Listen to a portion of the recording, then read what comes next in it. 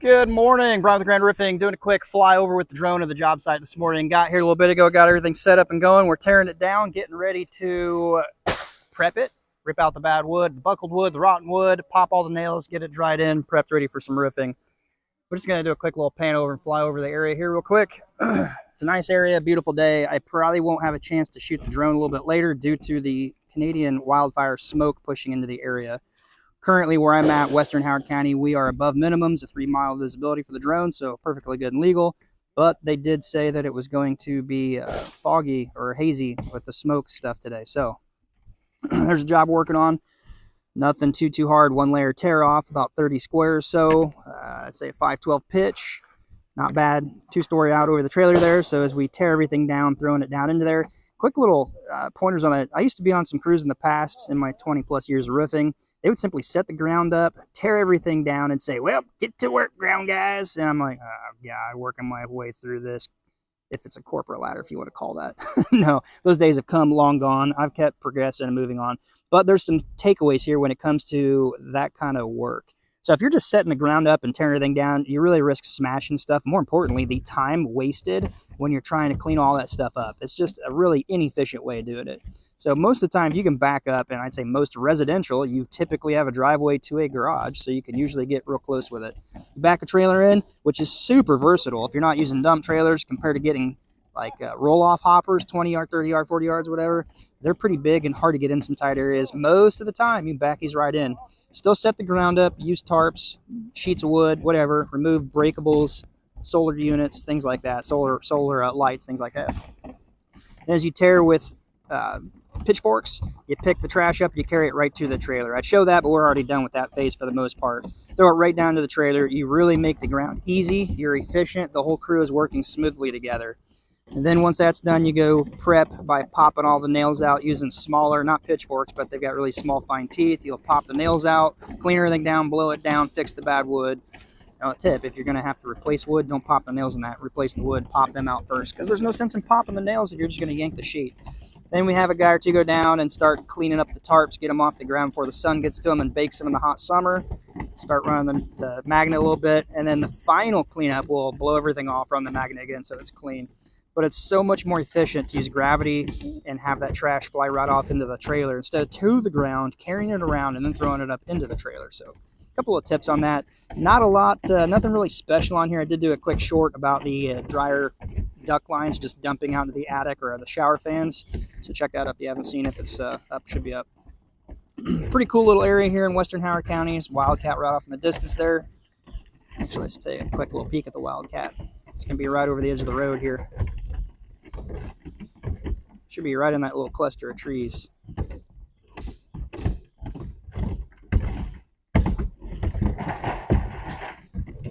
Let's see, where am I? Okay, I know where I'm at. Got to look eastward here. It's going to be further over this field. And then just back over closer to the street here. Kind of hard to see, a little booger. There it is. That's actually a pretty nice little area here in Howard County to go kayaking or canoeing. A lot of people do it. There's a little public access site eastward. There's geese. And then there's an area you can pull off side of the road, a little turnaround. Maybe those are rocks. It's just a really cool little area if you're into that kind of thing. Just take a quick little pan here just because it is a beautiful morning for the 4K. Well, I can see that smoke and haze pushing in from the east. I did check the weather and everything. We are good to fly currently where I'm at, but the Kokomo Airport was reporting visibility down to 3 miles, 2.5 at times. So there it is. They warned us it was coming, and here it is pushing in from the east. So probably will lose my opportunity to fly the drone here. All right, let's get right back to where I'm at right there. I'm on the edge of the roof right there.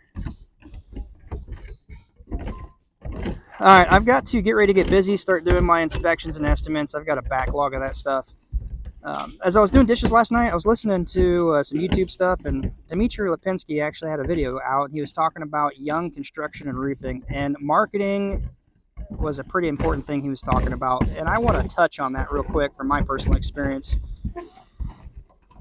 Might be a little noisy right here. Sorry. Okay, there we go. Oh, wrong way. Whoopsie. So anyway, he was talking about organic traffic versus paid traffic. I have never paid, well, I've paid once on Google, like Google ads, pay-per-clicks or something, and it was a complete waste. Probably the SEO wasn't optimized. It wasn't very good, wasn't successful, like $500 in a week. We shut that down. Just grinding it out, do good quality work, yard signs and business cards, shirts, your branding, keep it simple. I mean, if you know my truck down there, it basically says Grand Roofing. That's it, plain and simple. Maybe a little roof logo to kind of, oh, okay, simple. When you've got your trucks marked down with all kinds of stuff, it's just too much information. And typically when people are driving by, they don't see it. Nothing kind of links to the keywords to it's roofing or the name of the company. So then when they try to search it, it's going to be a nightmare. There's no sense in all that fine little print. Keep it on your website. There's no sense in all the storm special, blah, blah, blah, blah, blah. Just simple, to the point, people can find it easy. Do good quality work. It's going to take some time to build up.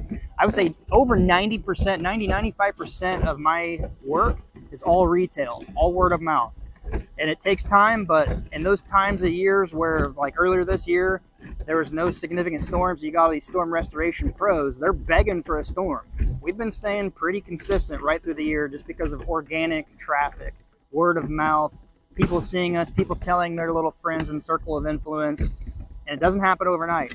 Way back in the day, I can even remember some little marketing things that I did where I would print out this little document in Word, and at the bottom, you could rotate your phone number at an angle. You see this on campus a lot. You just put a little scissor snip to them all. People see it and they need it. They pop a little piece of tab off. You'd be surprised at how much work I got in little bitty towns like Sheridan, Indiana. Not a big town, but there's a lot of older people out there that aren't into technology. So yes, everything is shifting to the cell phone, roofing near me, roofers near me, whatever. But you still have a good piece of the pie where you got older generation, doesn't have email, they don't have the internet per se, they don't use smartphones, still using landlines. So a lot of work like that. It's a little tip. It takes time. Building up a really good, where are we going? Okay, I got to end this. My plane is flying to home probably because of battery. Stop, return to home. All right, I got to come down and land here. Yeah, I wasn't paying attention. My battery's down below 20%. So I got to wrap up here. A couple little quick tips and things on that. Hopefully you like it. If you did, give it a thumbs up. If you got anything you'd like to add in the comment section down below, please do. Drop a comment, help the engagement, give it a thumbs up. And until next time, be safe, and we'll see you on the next video.